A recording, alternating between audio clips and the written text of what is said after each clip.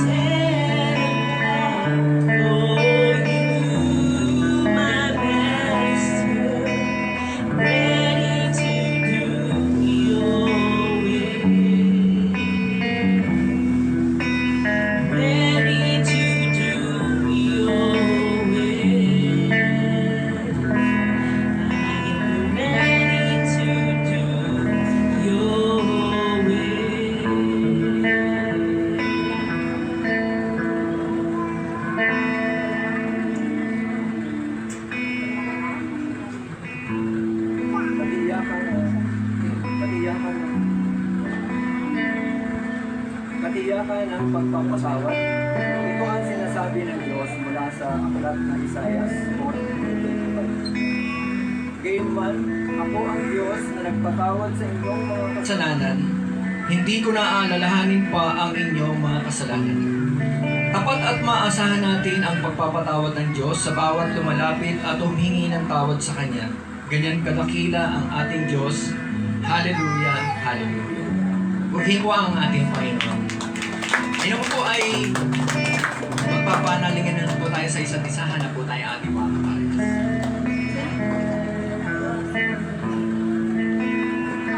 Maiba naman. Good morning. How are you? Friends na tayo sa Facebook. Isa. Okay. Sinong ano ni Gian? Okay. Anong gusto ko na panalangin natin?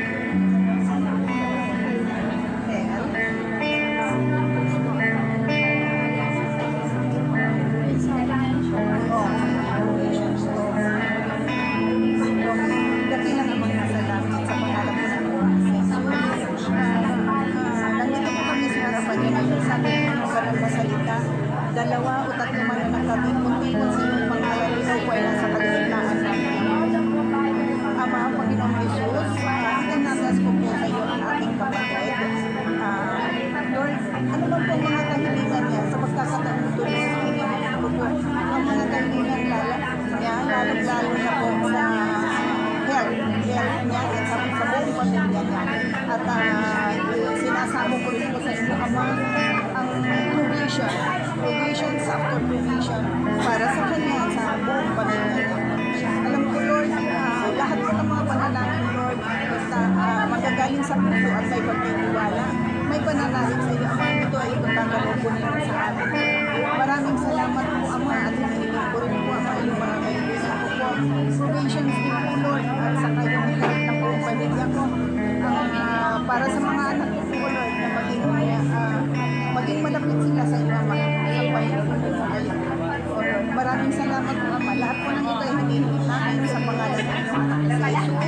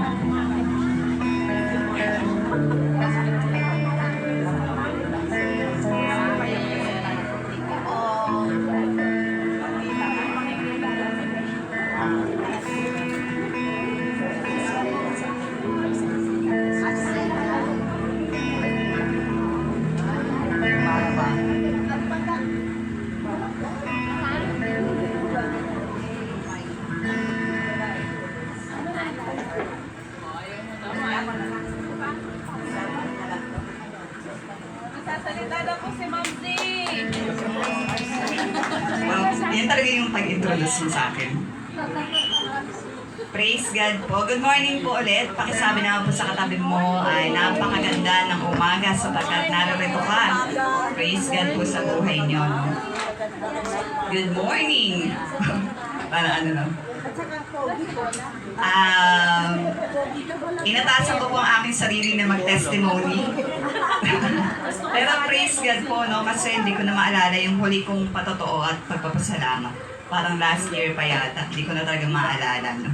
Pero niloob po ng Panginoon na ako ay magsalita, magbigay ng patotoo sa kabutihan niya. Grabe lang si Lord, no? Sobra. Una po, yun nga po, hindi ko na rin maalala yung pagpapatotoo ko. Pero ito po talaga ang pinaka-paborito kong gawin. Napakarami kong masasabi sa Panginoon, no? At sa kung paano siya kumilos sa buhay ko. Simula nang ako ay makakilala sa Kanya. Una po, salamat sa Diyos sa buhay na ito. Buhay pa. Ako kada umaga kapag nakikita ko yung grateful yung heart ko kapag iniisip ko yung ideya na buhay pa ako, may gagawin pa ako para sa Panginoon. Minsan po kasi natitake for granted na humihinga pa tayo, no? Nakakatayo pa, nakakapagtrabaho pa. Pero praise God po sa buhay na ito. Praise God po, salamat sa Panginoon sa pag-iingat sa aking buong pamilya, sa biological and spiritual family ko po, maging sa inyo, no? Sa panahon ngayon, na sobrang dami nang nangyayari, yung kaligtasan, yung pag-uwi sa bahay, at paglabas ng bahay ay pinagpapasalamat ko po yung palagi sa Panginoon. Lalo na po sa nanay ko na Dora the Explorer. Nice, sana gumaling ka na. Si nanay po, praise God po, ang lakas ng katawan niya kapag nagbabiyahe. 3 lang talaga yung pinupuntahan niya, 4 pala. Anabu, good family. Tagaytay, Batangas, at may isa pa hindi ko maalala kung saan siya nagpupunta. Basta po kung anong may isip niya, nagala. Imus Palengke, King Home, ganyan. May sponsor. At praise God po, no, yung fellowship ng Hana, nakakasama po siya. Idinadalangin ko lang po yung health din niya, yung kalakasan. Kasi ang dami na rin nararamdaman. Pero praise God po sa aking pamilya. Yun po, salamat din po sa Panginoon sapagkat isang pribilehiyo na makapag-ministry, kung di niya naman po, hindi niya na itatanong. Pero praise God po, no, patuloy tayong umawit sa Panginoon. Hindi ko talaga akalain na tatawagin niya ako para umawit para sa Panginoon, para sa Kanya. Pribilehiyo po talaga yun. Lalo na kapag minsan nga sa pag-overthink ko, yung kapag practice po namin na Sabado, tapos tinitingnan ko lang sila na tumutugtog. Sobrang na-appreciate ko yung music na naririnig ko. Tapos napakabuti po ng Panginoon kasi yung music, nagagamit yun para ma-uplift yung spirit natin. Lalo na kapag worship song lagi yung pinapakinggan po natin. No? At praise God po sa ministry na pinagkaloob niya. At praise God din po, salamat sa Panginoon sapagkat nung inisip ko, ano ba ipagpapasalamat ko? Naisip ko yung 9 na taon ng pagiging guro ko, pagiging teacher, 9 years na po pala ako sa field, no? At masasabi ko na kung wala akong Diyos, hindi ko kakayanin. Lagi ko hinihingi yung kalakasan ng katawan, yung wisdom. Kasi po, hindi ka talaga makakapagturo kung empty ka, or mismong ikaw, hindi mo alam yung gagawin or ituturo sa mga bata. At praise God po, mayroon akong kalakasan ng katawan para magtrabaho. At ramdam ko po na highly favored o yung highly favored ako. Na lagi ko nakikita yung mga, parang nagbago yun. Na kahit sa mga simpleng bagay ay napasasaya ako ng Diyos. May mga answered prayer ako na, Lord, anong gagawin namin?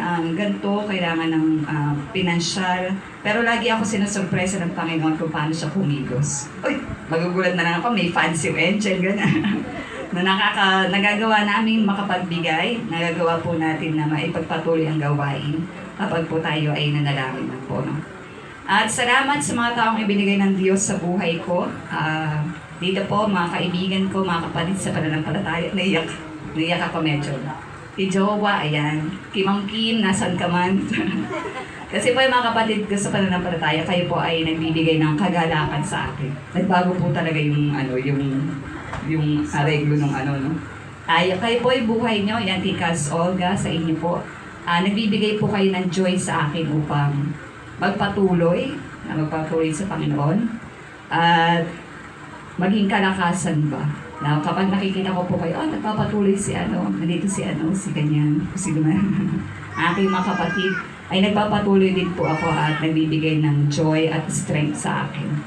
At salamat po sa Panginoon sa kapayapaan at kagalakan ay binibigay niya. Sabi ko nga, minsan nagtataka na ako sa sarili ko sa pagkakontento ko. Parang kaya niyang ibigay ng Panginoon yung mga bagay na hilingin ko, pero hindi ako humihiling o nagpe-pray. Sa pagkakontento ng heart ko, pero praise God po, kasi nandun yung peace. Lalo na kapag tinanong, pera ka magjojowa. Pero yung heart ko ay in peace, at peace na si Lord ang kikilos sa bagay na iyan. Kaya praise God po, hindi naman ako nababother, kahit tinatanong ko ni Jimmy. Ay, hindi naman. May mention. Pero praise God po, alam ko ang Diyos naman ang kikilos tungkol sa bagay na iyan. At ito po, i-share ko sa inyo yung verse natin. Sabi po sa pahayag, 4:11, aming Panginoon at Diyos, karapat dapat kang tumanggap ng papuri, karangalan at kapangyarihan. Sapagkat ikaw ang lumalang sa lahat ng bagay at ayon sa iyong kagustuhan, sila'y nilalang mo at pinapanatili. Praise God po, no? Ang Panginoon na nagpapanatili sa atin. Ang kakayahan natin na makatayo ng ganito, syempre may gravity.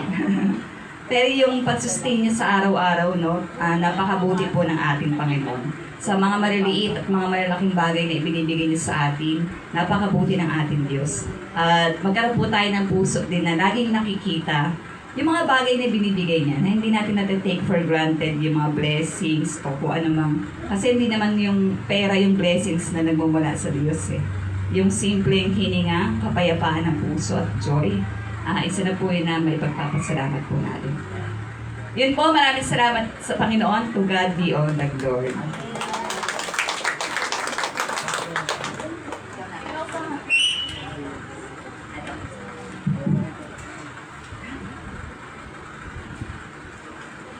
Ayan. Nagulat ako. Paring gulat. Uy, sobrang lakas. Sige po, tayo lahat ay tumayo. Grabe, no? Nag-uumapaw ang kasiyahan sa puso natin, sa puso ng bawat isa. Alam niyo po kanina, habang nagpe-pray tayo, habang nag-uumpisa po yung ating pananambahan, I was reminded, sino dito yung nung bata sila, naranasan niyo yung dumadalaw yung presidente, o kaya yung vice president, or yung mayor sa school niyo? Di ba uso yung dati, yung dumadaan sila? Di ba tayo, as we prepare, kailangan yung uniform natin sobrang planchado. Grabe talaga, ang tigas ng uniform natin. Oo, alumirol. Ay, grabe, nalalaman yung edad. Hindi, all that to say, gusto ko lang pong sabihin na, di ba kapag meron tayong mga guests, honorable guests, di ba grabe yung paghahanda natin? Lalo na kung ang Panginoon, ang ating guest. Diba? So right now, let's take this time, this opportunity. Hindi po bago yung mga kanta.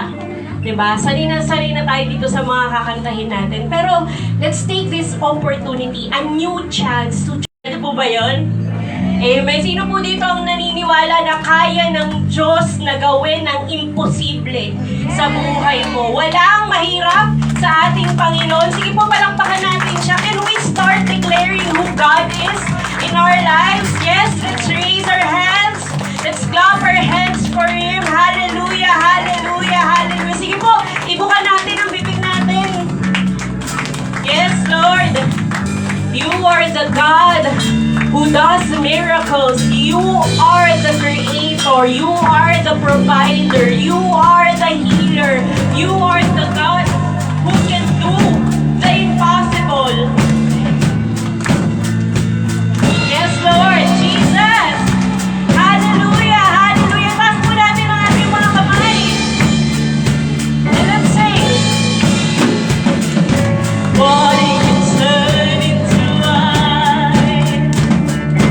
Open the eyes of the blind. There's no one like you.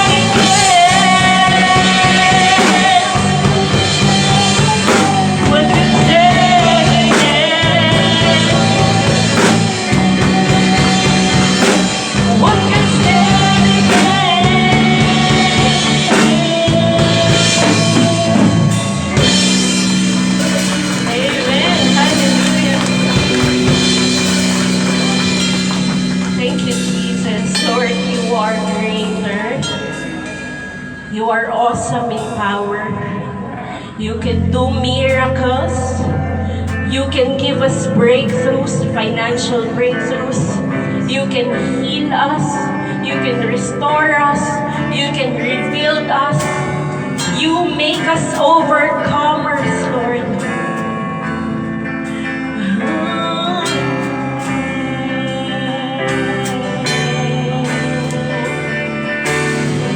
Let's continue to worship the Lord in this place. Lord, we exalt you, Panginoon. Hayaan natin yung face natin to arise. Let's just worship the Lord who is good, the Lord who is great, the Lord who is awesome. Lord, we stand in awe of you, Jesus. Hallelujah!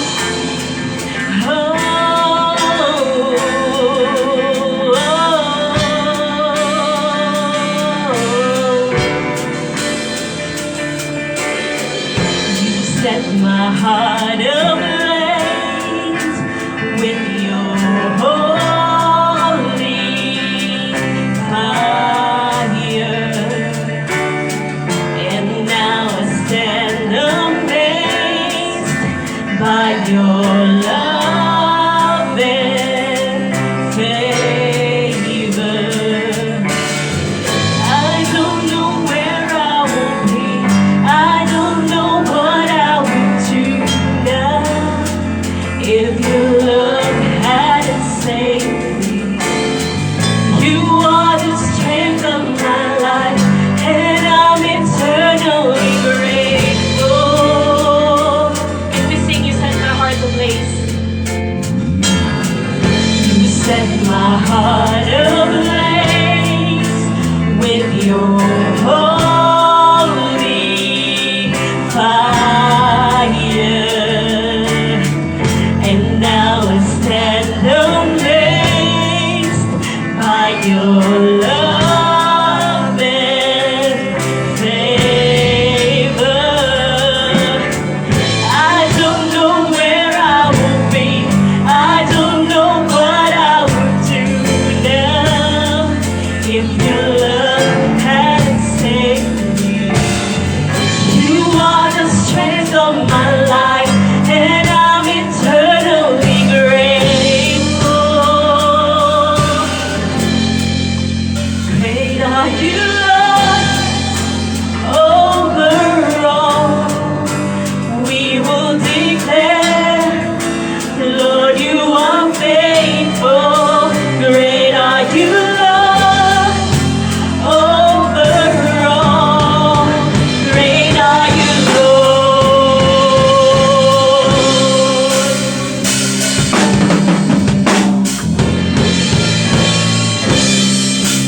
Set my heart ablaze. You set my heart ablaze with your holy fire, and now I stand amazed by your love and favor. I don't know where I will be. I don't know.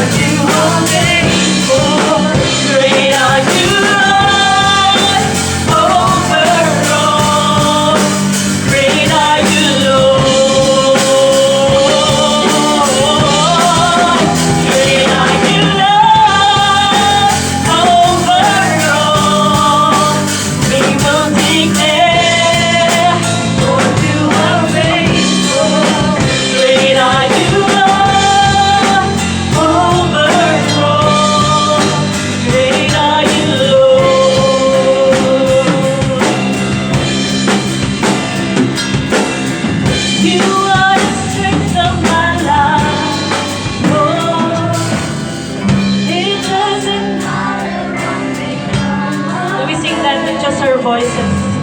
You are the strength of my life. Lord, wala tayong ibang pag-asa kundi ang Panginoong Jesus. So let's hold on to Him. You are the strength of my life, Lord. It doesn't matter what may come my way. You are the strength of my life, Lord.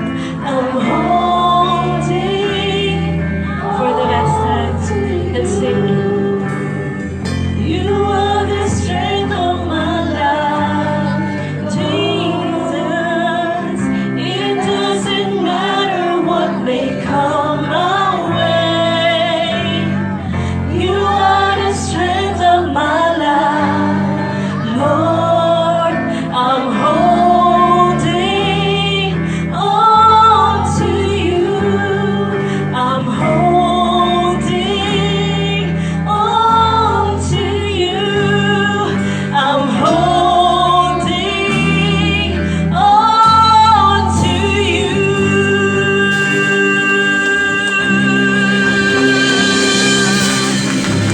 Thank you, Jesus. Thank you, Lord. Hallelujah. Praise God.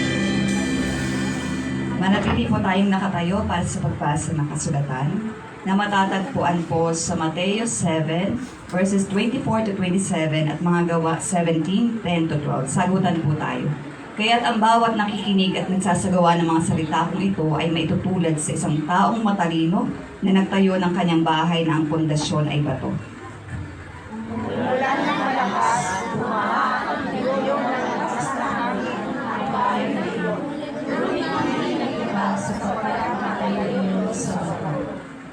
Ang bawat nakikinig ng aking salita, ngunit hindi naman nagsasagawa ng mga ito ay may tutulad naman sa isang taong hangad na nagtayo ng kanyang bahay sa buhangin.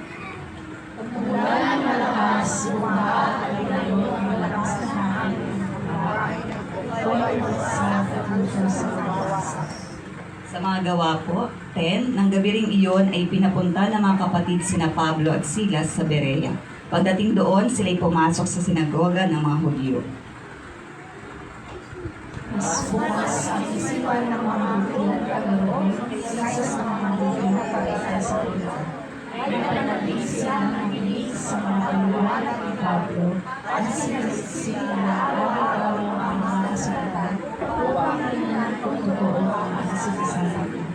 Sabay-sabay po tayo. Sumampalataya ang maraming Hudyo noon, gayon din ang mga Griego, pawang mga lalaki at mga babaeng kilala sa lipunan. Tayo po'y pinagpalit sa pagbasa ng salita ng Panginoon.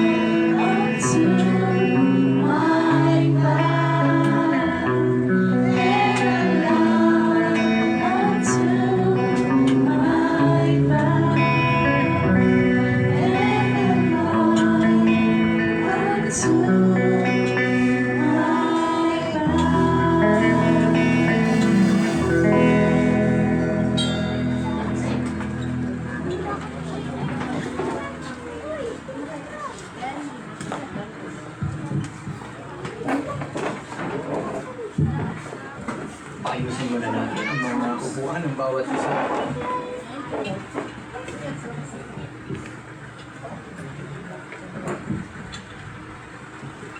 Sa magandang umaga po muli sa bawat isa at salamat sa Panginoon tayo ay muling nagkita-kita upang muli magsama-sama para sambahin at papurihan ng ating Panginoong Yesus at sa lahat ng kanyang kagandahan loob sa bawat isa.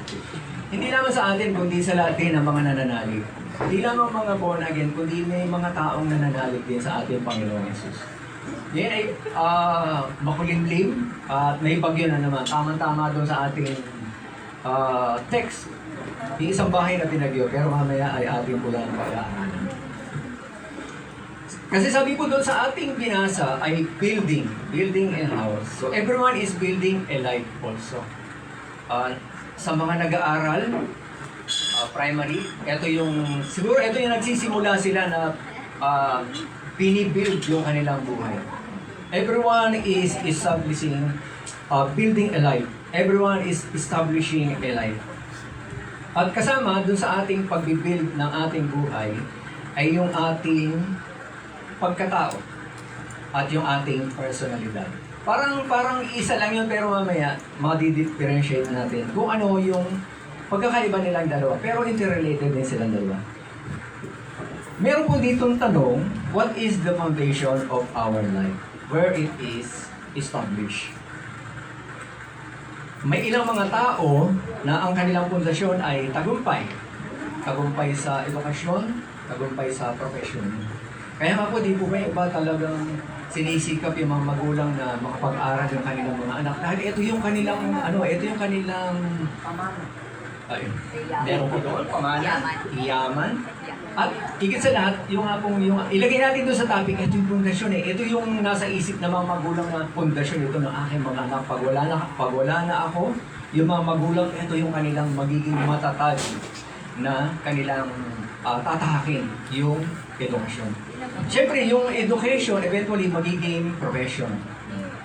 Ang iba naman po ay hindi man nakatapos, wala man magandang profession, pero dahil sa sipag at tiyaga, naging pundasyon din ng kanilang buhay. Yan. Pero meron din ulit ditong tanong. Ang mga ito ba ay makakapagbigay ba ito ng katatagan sa ating buhay?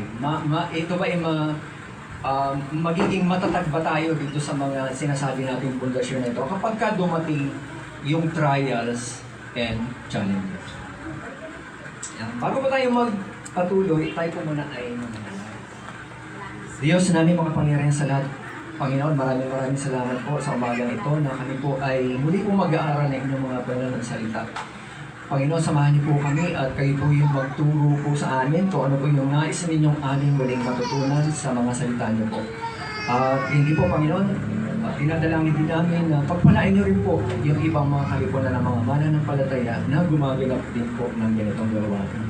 Maraming pong salamat, Panginoon. Ito po ay aming dalangin sa tanging pangalan ni Cristo Jesus. Amen. Ang title po ng ating pag-aaralan ay What is our life built on? Unshakable foundation. Yun po yung ating theme, unshakable foundation. Ang title po, What is our life built on? Kung makita niyo po dyan, mapapansin niyo po, yung bahay dyan ay nakatayo sa isang bato. Yung po ating pag-aaralan ay interrelated po siya. Minsan ay structure talaga, yung bahay, example natin yung bahay, or minsan naman ay yung ating buhay na ito. Pero ang ating pong pag-aaralan ay basahin po natin sa Proverbs 24:3 hanggang 4. Ang sabi po dyan, nakita naman po yan. Sundan nyo na lamang po. Ang sabi po dyan, sa King James Version ko po inuwan, Proverbs 24:3 hanggang 4. Sa karunungan ay natatayo ang bahay, at sa pamagitan ng unawa ay natatatag. At sa pamagitan ng kaalaman ay napupuno ang mga silid ng lahat na mahalaga at maligayang mga kayamanan. Sa English naman po, kinuha ko yung NIV. Sabi po dyan ay, by wisdom, a house is built, and through understanding, it is established. Through knowledge, its rooms are filled with rare and beautiful treasures. Pero bago po tayo magpatuloy, i-differentiate natin ng konti. Ano ba po yung karunungan o yung wisdom sa knowledge? Yung simpleng kahulugan lamang po noon ay, next slide po. Sabi po dyan, yung wisdom ay knowing what is the truth. Yung knowledge naman po ay what to do with the truth. So mamaya po, isasama po natin sa ating pag-aaral. Sa ating pong pag-aaral na ito, meron tayong pag-aaral ng tatlong perspective about dito sa building a house. Una, yung wisdom builds the house. Katulad nga po nung opening natin kanina, interrelated siya. Minsan structure yung talagang bahay or i-relate natin sa ating buhay. Sabi po dyan, una ay wisdom builds the house. Sa pagtatayo ng bahay, konti ano lang po ito, konting parang info lang po. Sa pagtatayo ng bahay, hindi lang basta kaya mo magtayo ay magtatayo na. Siguro nakikita natin kung paano ito ginagawa. So, may idea, gagawin na rin natin. So, hindi po ganun. Itinatayo ang bahay sa pamagitan ng mahusay na pamamaraan, syempre.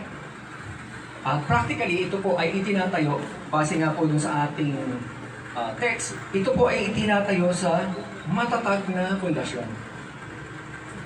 At habang ito ay itinatayo, syempre sinusunod yung mahusay, may kahusayan, yung bawat paggawa ng bahay. Hindi lang basta mailagay, tapos na. Siyempre, chinecheck na mabuti.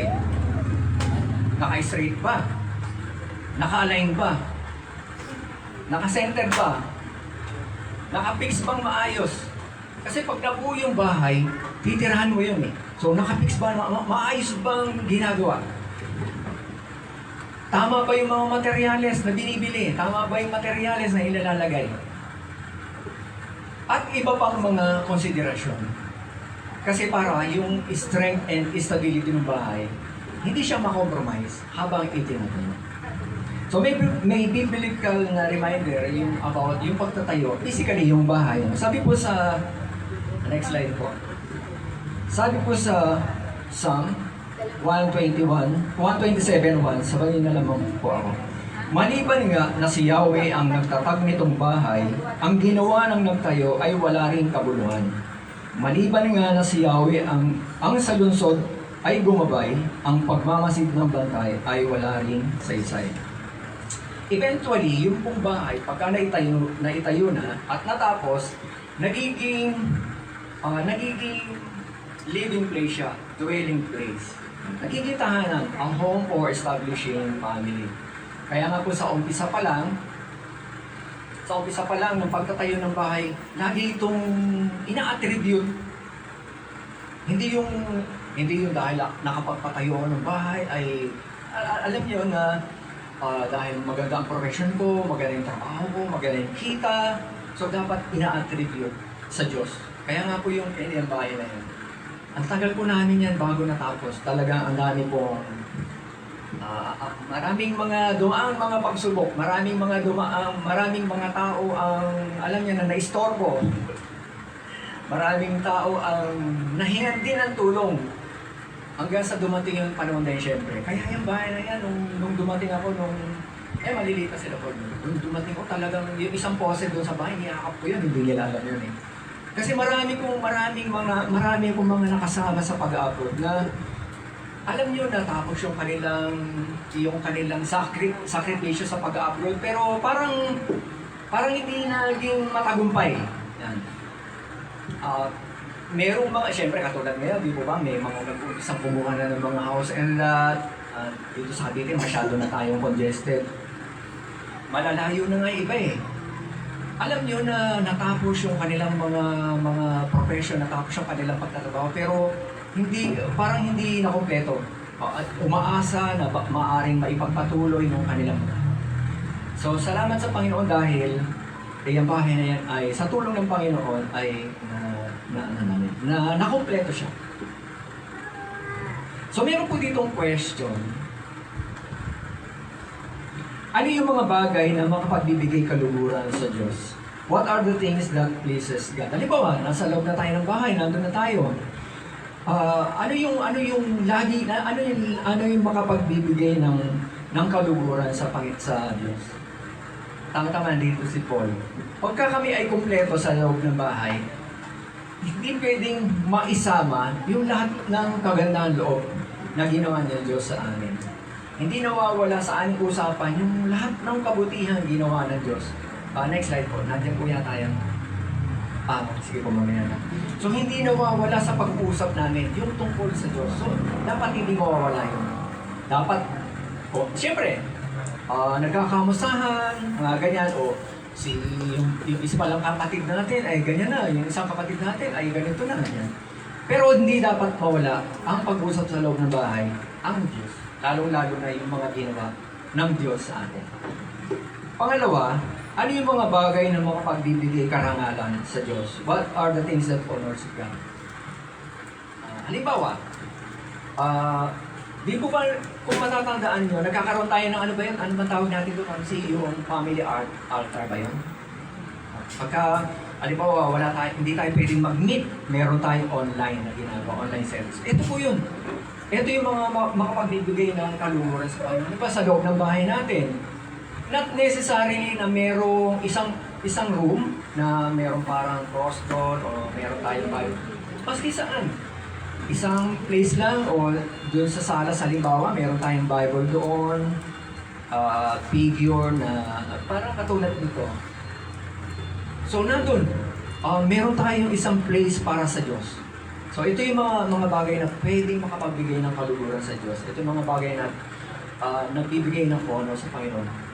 Na meron tayong isang lugar sa loob ng bahay na nag-identify, nandito ang presensya ng Panginoon. Hindi naman hindi ibig sabihin nandoon lang. Ibig sabihin, meron tayong particular na isang lugar na doon natin talaga ang yung presensya ng Diyos ay doon natin inilaman. So ito yung mga bagay na dapat makita sa loob ng bahay. Habang itinatayo at ito ay naging dwelling place. Pangalawa, understanding establishes the house. Sa pagtatayo ng bahay, alam natin dapat kung ano yung mga procedure. Hindi kung ano yung maitayo. Ito, itayo natin ito yung materials, may available, hindi. So dapat, mayroong mga procedure na ginagawa para habang itinatayo, maayos siya talaga. Kaya nga may tinatawag na drawing plan. Dahil sa drawing plan, nakalagay yung kung paano ito ginagawa. Sa drawing plan, mayroong instruction kung paano ito gagawin. Isa sa mga critical activities kapag nagtatayo tayo ng bahay ay kapag mayroong concrete pouring. Next slide po. Ito yung isa sa mga critical pagka nagtatayo tayo ng bahay. Pagka natanggal na yung forma, ayan. Ang tawag nila dyan, ampaw. So ito yung mga critical sa pagtatayo ng bahay, nako-compromise yung stability, nako-compromise yung strength ng bahay kapag ka mayroong ganyan. Kaya nga po kapag ka mayroong concrete pouring, inaayos yan, hindi lang pasabot ng buhos. Kung mapapansin ninyo, yung iba ay pinupukok ng martilyo para yung concrete bumaba, masiksik. Yung iba naman ay mayroong bakal na parang inaano siya, sinisiksik. Yes. Pero kapag malakihan yung trabaho, merong vibrator na rin ito. So para yung konkreto, maano niya, kumbaga walang ganyan. Para yung strength and stability, hindi ma-compromise. Yung sa ating buhay Kristiyano, paano ito nagre-reflect? Paano ito nagre-reflect?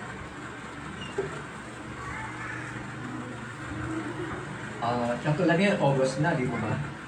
Ilang buwan na lang, 12 months na. Naku po, matagal na. Mukhang merong iniiwasan si Ate Ne. Parang siyempre, bago mag-December, November muna. So, papasko na birthday. October muna, mag-birthday pa ako. Ayun nga pala, sige. Opo nga po pala si Ate Ne. So ano, as a Christian, sa atin, bilang mga Kristiyano, ano yung nagiging paano nako-compromise yung ating faith? Katulad nga po na sinabi ko kanina, no? Malapit na mag-year. At November, alam nyo naman kung ano yung occasion pagka November. Yan. November 1 ay araw.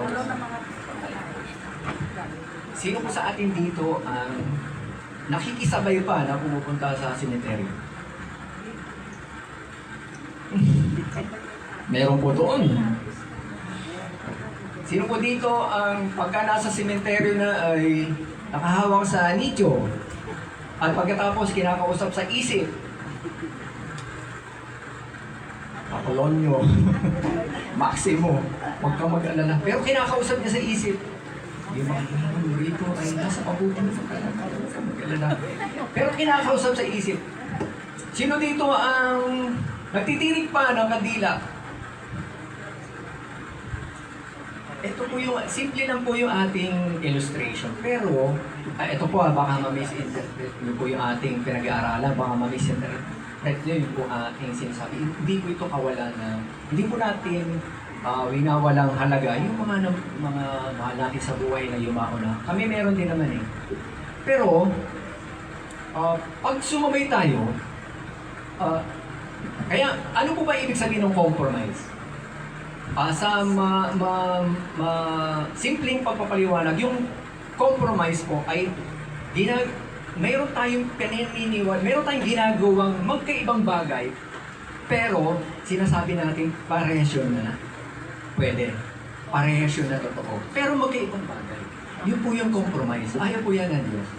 Hindi po natin yan tatalakayin ngayon, pero pag-aaralan po natin yan sa susunod na siguro sa November 1 nga pag-aaralan na natin. So, eto po yun mga nako-compromise yung ating faith. Nako-compromise. Simple lang po yun, pero alam niyo po yun.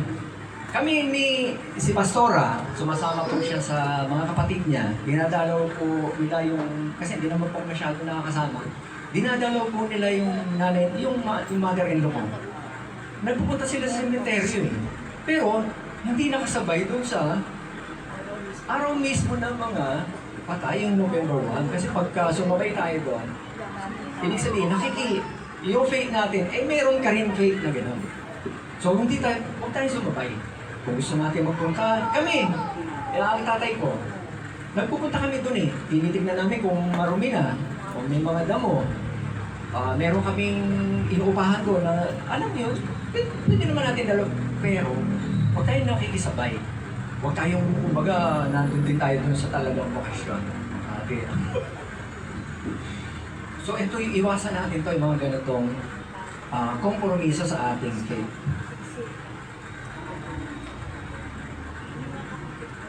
May understanding na tayo sa salita ng Diyos. So, strongly establish it. Meron tayong faith sa Panginoon. Strongly build our faith in Jesus sa pamagitan ng mga salita ng Panginoon.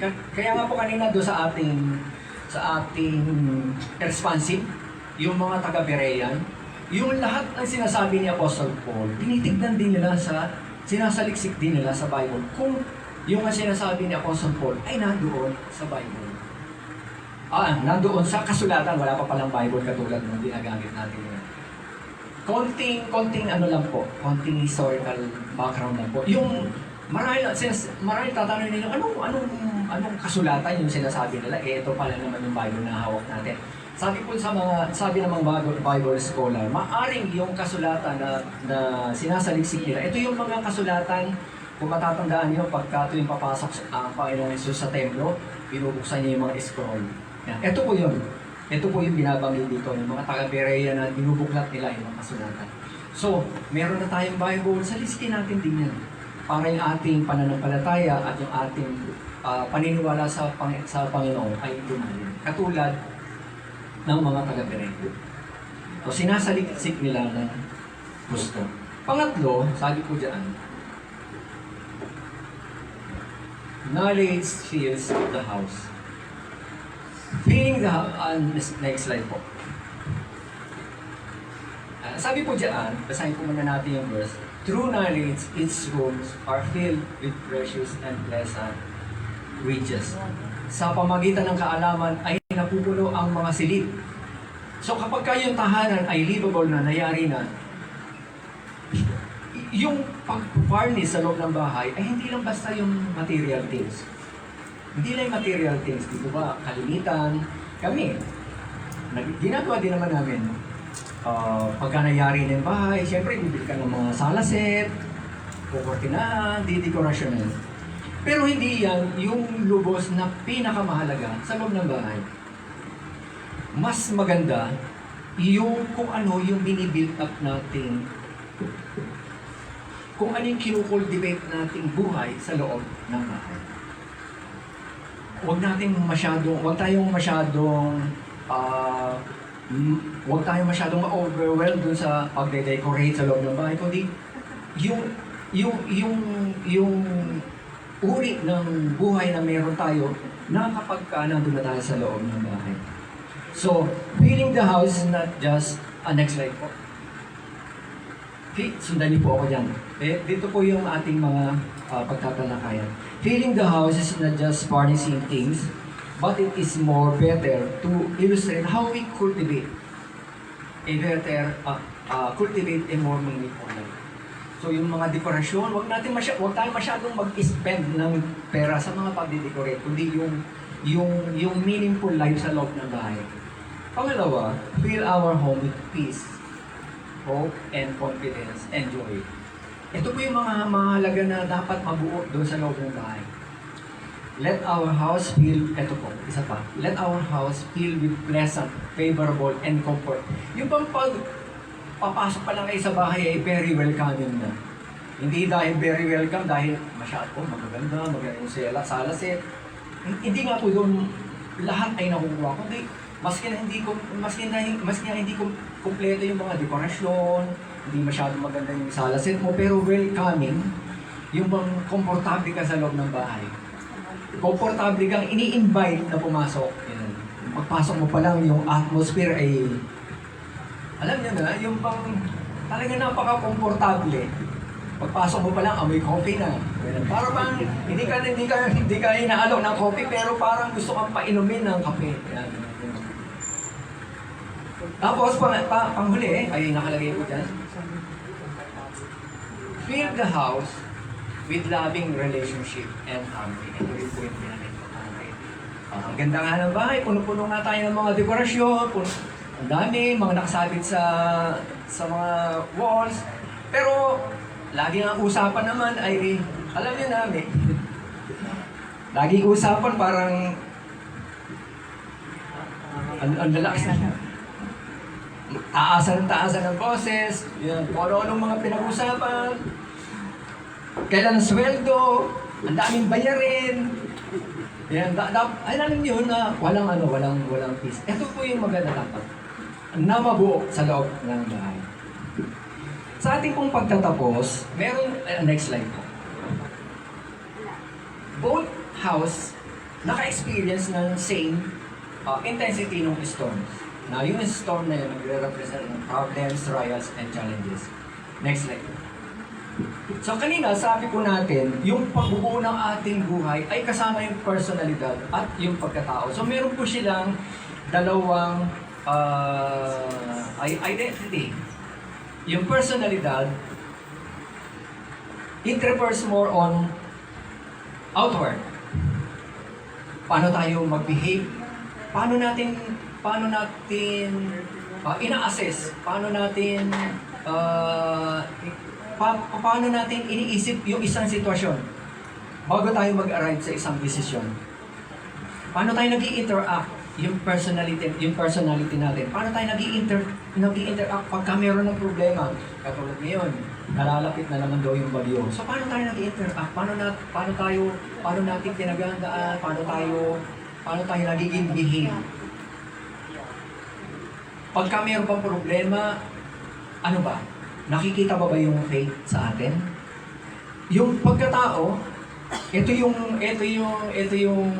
reflection doon sa outward action natin. Paano tayo mag-isip? Dito nakikita yung ano ba yung quality meron tayo, ano yung value meron tayo, paano tayo na-identify doon sa mga ginagawa natin. Doon sa mga iniisip natin, sa mga interaction natin, paano tayo mag-decide? Yung integrity natin, nandoon ba? So, yung pagkatao ay, it is more on, ano yung paano natin pinapakita yung ating pagkatao. So, doon nga po sa dalawang bahay, no, naka-experience yung dalawang bahay na parehas na intensity ng bagyo.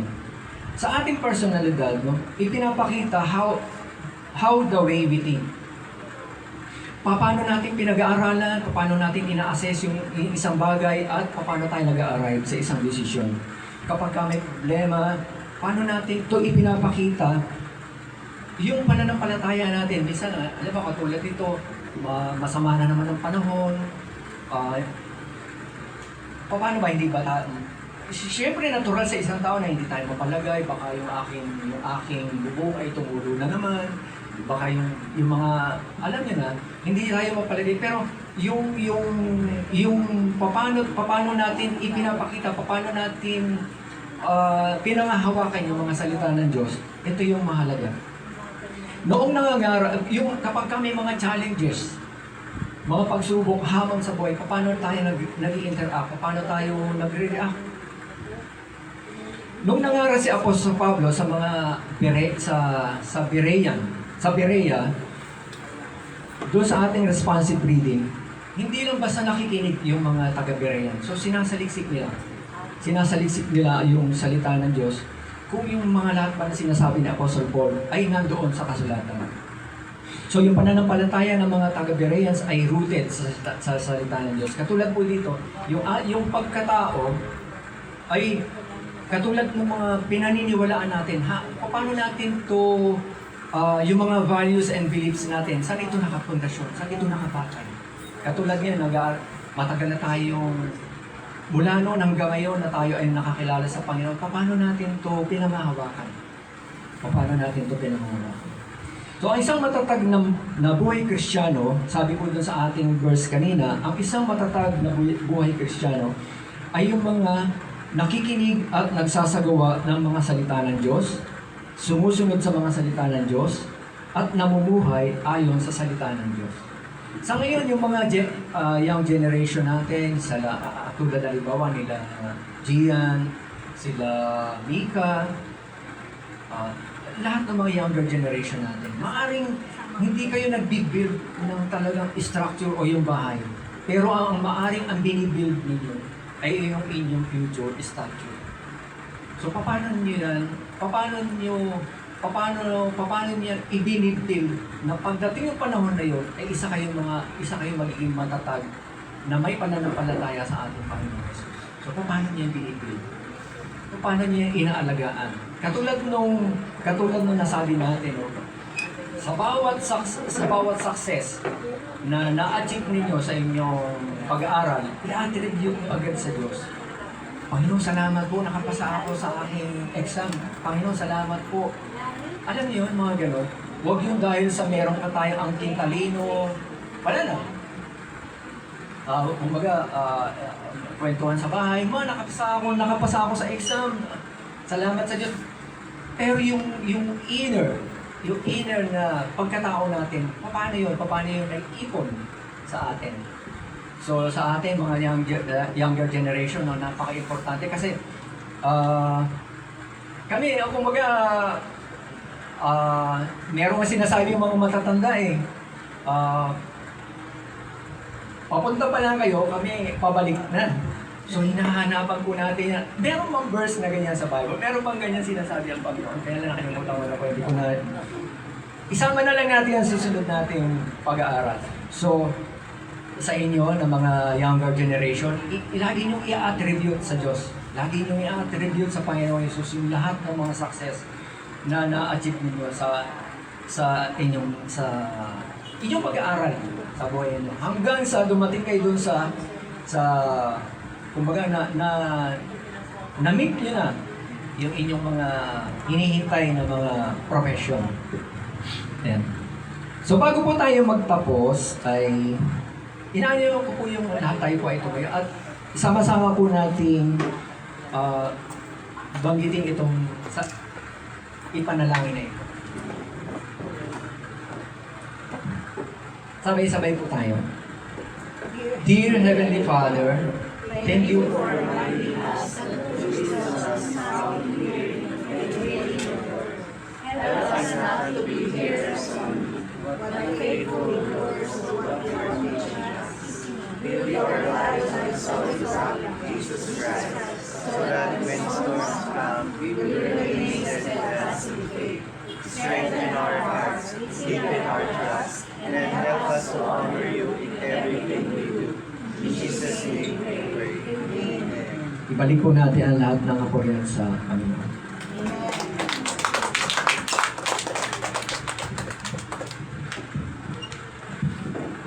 Sige po, tayo po ay sasamba sa pamamagitan ng pagbibigay.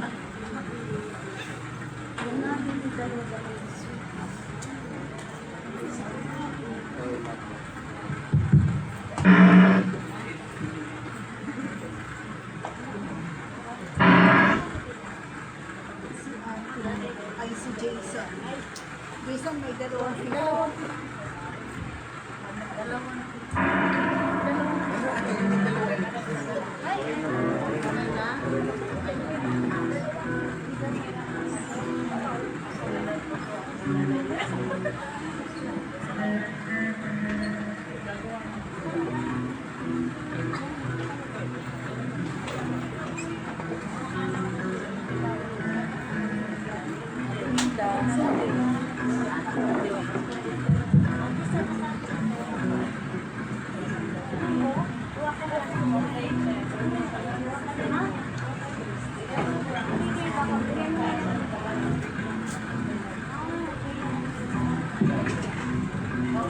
Sige po, muli po tayong tumayo para papurihan ng Panginoon.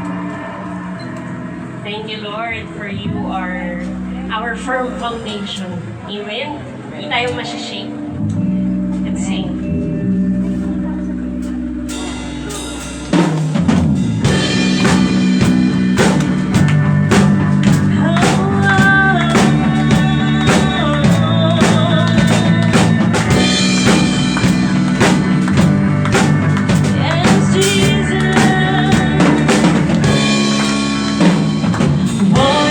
Turn into wine.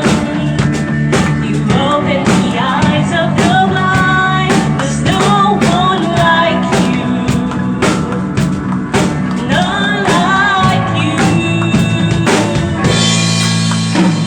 Oh, into the darkness you shine.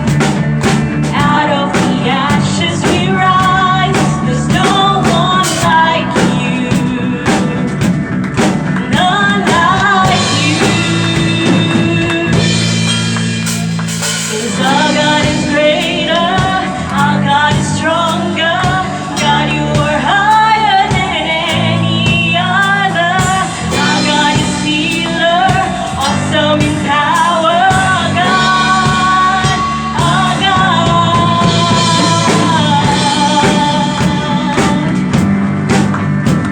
Hallelujah. Water you turn into wine. You open the eyes of the blind.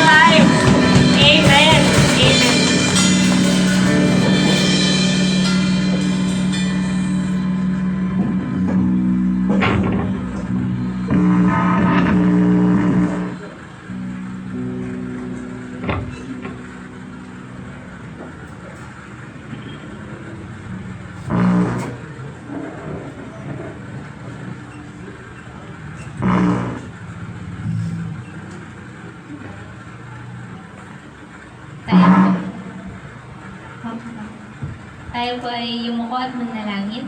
Lord, maraming salamat po sa buhay po na binigay niyo po sa amin ngayong araw, Panginoon.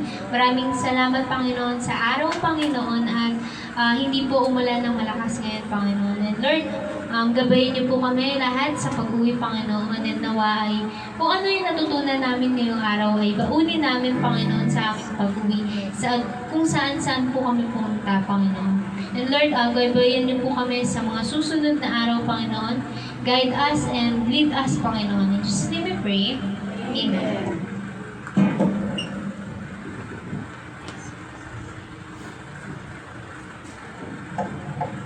Tanggapin po natin ang bendisyon ng Panginoon sa pamamagitan po ng kanyang mga banal na salita.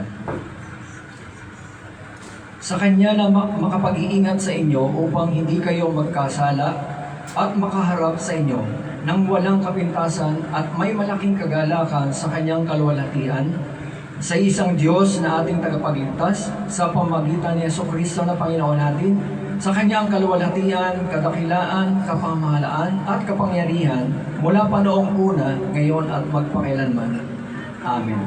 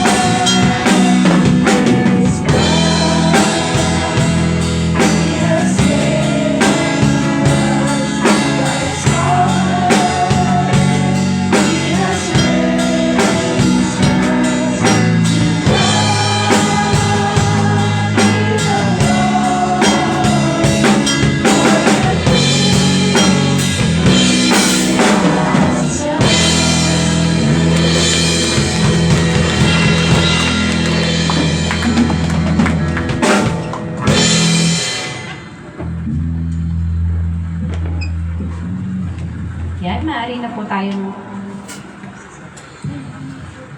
Hello? Ayan.